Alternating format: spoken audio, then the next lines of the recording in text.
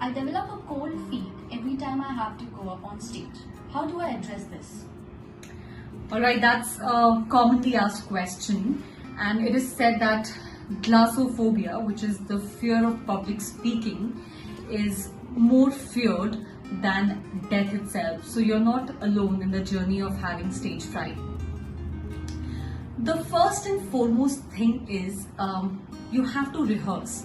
So let's say you get a heads up that you're going to appear on stage or for a public appearance or for a presentation or a town hall that has to be delivered in front of people. Make sure that you get 2 to 3 hours of undeterred rehearsal, which means you actually write down what you're going to speak, how you're going to walk on stage, how you're going to use the space. You write it somewhere. Until and unless it is not documented, there is very feeble or less amount of probability that you're going to do a good job on stage. So write every move. Number 2, like I say, the way you practice it continuously, that's how your final take will be.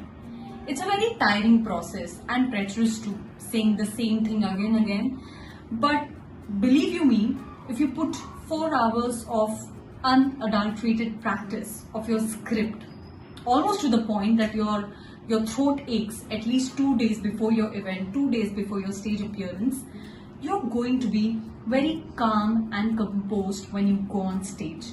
Remember, anxiety surfaces when you go on stage watching all those people because your mind is running in the background. It's not very sure about what word to use, what expression to use, whether I'm going to pronounce the word right or not. So if you rehearse to the point of exhaustion, but 2 to 3 days before your stage appearance, you're going to ace it.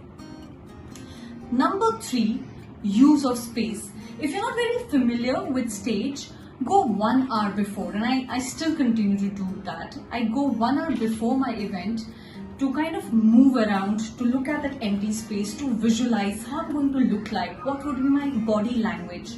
Remember, when you're on stage, people have rendered a lot of trust onto you. They know you're a subject matter expert, they know you're capable, and all eyeballs are gonna be on you, and you have to make their time count. So go on stage and use the space. Are you going to walk around when you're making your point? Are you going to look people into the eye?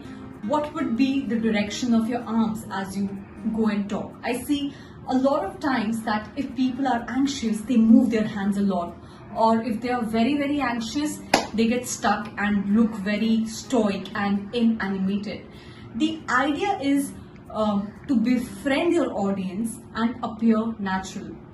But the road to appear spontaneity and to appear very natural has a lot of back end of practice, and practice where you have written what you're going to be speaking and rehearsing it according to that.